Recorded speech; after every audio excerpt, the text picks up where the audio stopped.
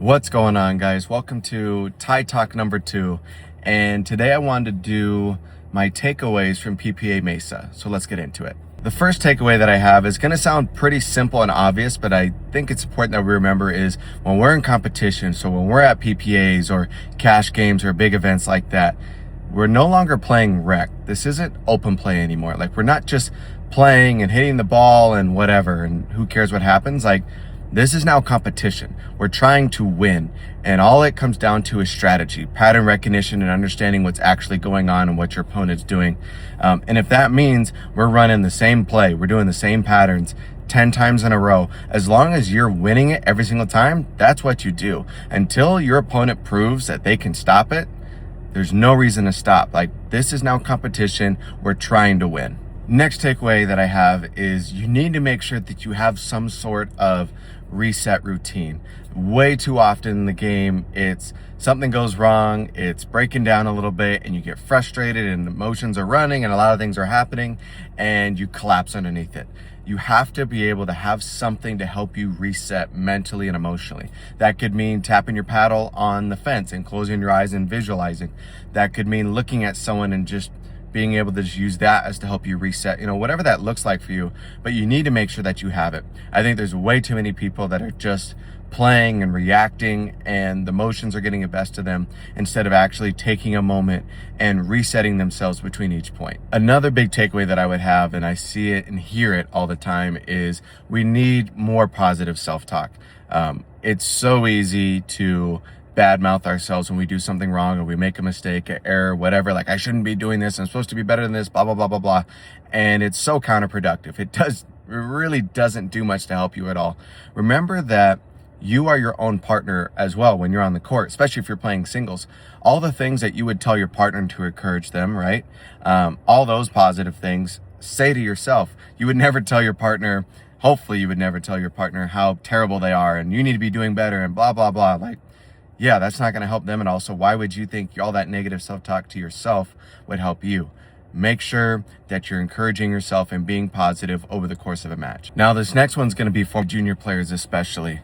A lot of you guys are very passionate, right? You're high energy, you're yelling, there's a crowd, there's just a whole lot of things going on, and you get excited and yell and scream when something happens, which is great.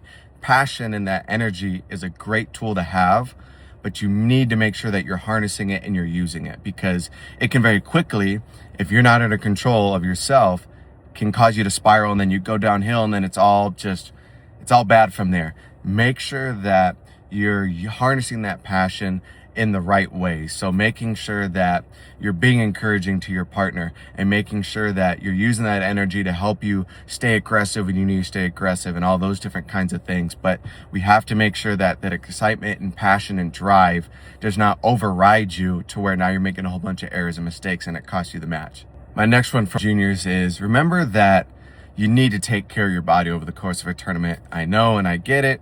You're young. I don't need it. That's stupid. But you need to make sure that you're eating and drinking water throughout the course of a day, especially if you're in long tournaments where you're going to medal and you're playing in all those medal matches. If you're not eating or drinking anything, like, you're going to gas out, especially when it's hot out and we're in the sun all day, all those different things. You need to make sure that you're taking care of your body. I don't care if, like, oh, so-and-so doesn't do it over here. I don't care. Worry about you. Take care of yourself. Put yourself in the best position to succeed.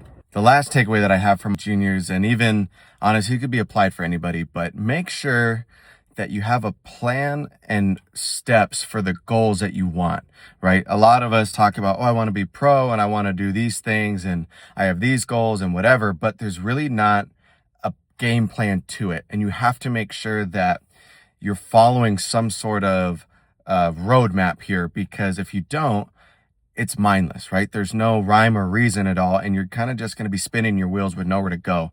So make sure that you get a game plan written down, and if you don't know how to do it, ask somebody to help you, but have a plan, have a purpose. You can actually achieve the things that you want to achieve. Juniors, and even honestly, it could be applied for anybody, but make sure that you have a plan and steps for the goals that you want, right? A lot of us talk about, oh, I want to be pro and I want to do these things and I have these goals and whatever, but there's really not a game plan to it. And you have to make sure that you're following some sort of roadmap here, because if you don't, it's mindless, right? There's no rhyme or reason at all, and you're kind of just going to be spinning your wheels with nowhere to go. So make sure that you get a game plan written down, and if you don't know how to do it, ask somebody to help you, but have a plan, have a purpose, so you can actually achieve the things that you want to achieve.